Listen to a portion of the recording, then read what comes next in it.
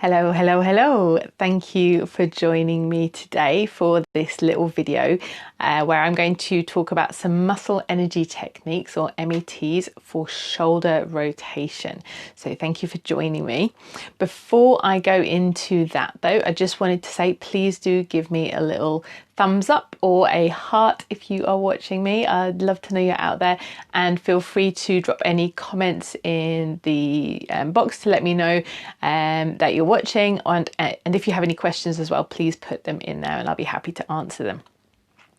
So today we're going to talk about muscle energy techniques for shoulder rotation. So internal and external rotation, which obviously we need for healthy movement of our arms. And if you are a dancer, no matter what style of dance, whether it's FatChance Style, whether it's Raqs Sharqi, whether it is fusion dance, arm undulations, we are doing this shoulder rotation all the time. So it's really important to have healthy movement there and have the muscles working optimally. So what are muscle energy techniques? I'm going to tell you in a moment actually while we're doing them, but I want to keep this video super short, so we're going to start doing them right away and I'm going to explain what we're doing while we're doing them. So we're going to alternate between two, one's for internal rotation and one's for external rotation. And first of all you're going to do, super simple, super low impact, you're going to just clasp your hands like this, and then you're going to try and internally rotate your arms, so you're lifting your elbows just a little bit. So you're holding your hands and just gently contracting just in the back of the arms to rotate the arms without them really moving too much. And what you want is a really small contraction here, so only about 20% of your maximum contraction. Okay, and release, shake it out. Now we're going to go the other way. So for this one, I actually interlace the fingers. I find it a little bit easier. So whereas we were internally rotating, now we're going to externally rotate. So I kind of pull my elbows in towards my waist, and it's like I'm pulling my fingers apart, and hopefully you should actually feel the contraction happening up in the shoulders. External rotation.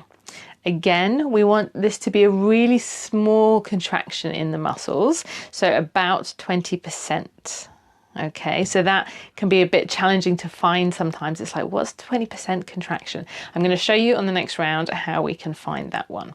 So releasing, shaking out. Let's do the internal rotation again. So clasping the hands again. However you want, interlace the fingers, whatever feels good to you. And here we're going to keep the elbows in by the sides, but try and pull them away from the sides, but resisting. And that way you're going to get the internal rotation. And actually, let's do this as hard as you can.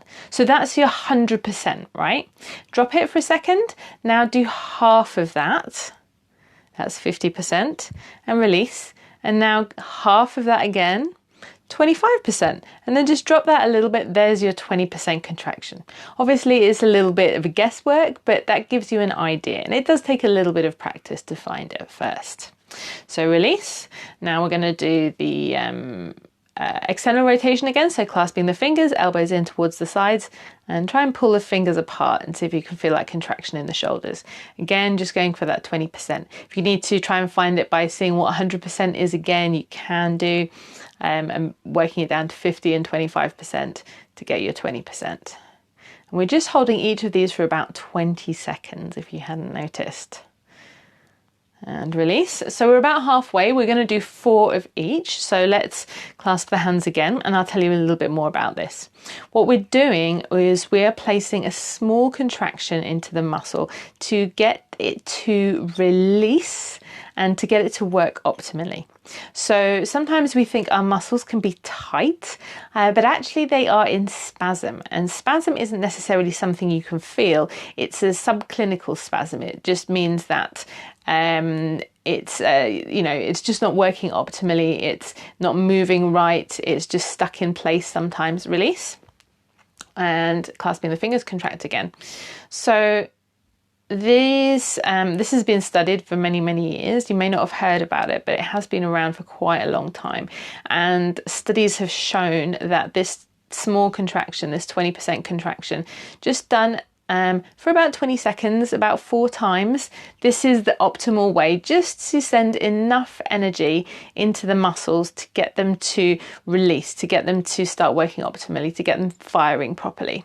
So release, shake it out. We're going to do one more in each direction. So clasping the hands again, elbows in at the sides, and which way did we do? We did pulling apart. Now we're going to press towards. So you're lifting your elbows just a little bit, pressing my hands in towards each other and kind of lifting the elbows, but without them lifting, if you know what I mean.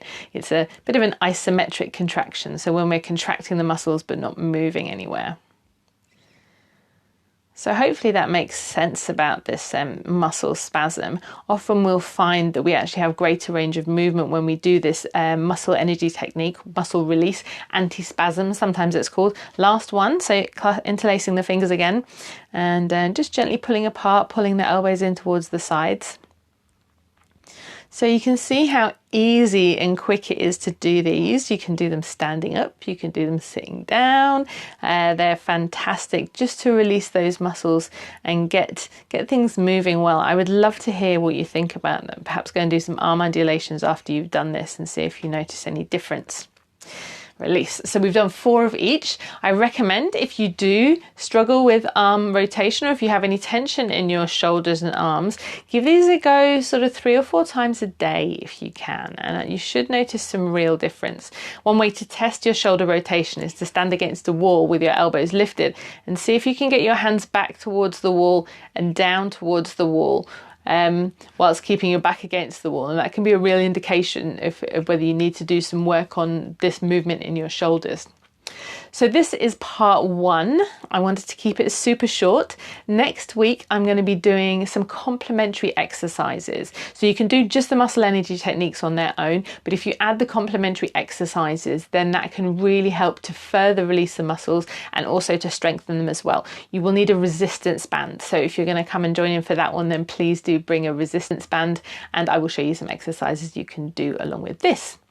So finally, before I go today, if you have been following my Tabata Tuesdays, which I've been doing for 2 years now, I'm just going to be making some changes to the format, and I'm going to be talking about that tomorrow, getting on a live probably about 4:30 UK time. So if you're around then, please do join me, and of course I'll always leave it up for catch up if you are not available at that time and it's something that interests you. I haven't seen any questions pop up during the live. Sometimes they don't always show me, so if you have asked the question, I apologise. I will jump on and answer it right away now. If you're watching on catch up, please feel free to ask me a question and tag me, and I will come back to you as soon as I can. And as always, please do give me a little thumbs up or a little heart to let me know if you have enjoyed the video today, and feel free to share it with your friends and tag people if you think someone might need this. And I will see you next time, which will be tomorrow. Okay, take care. Bye bye.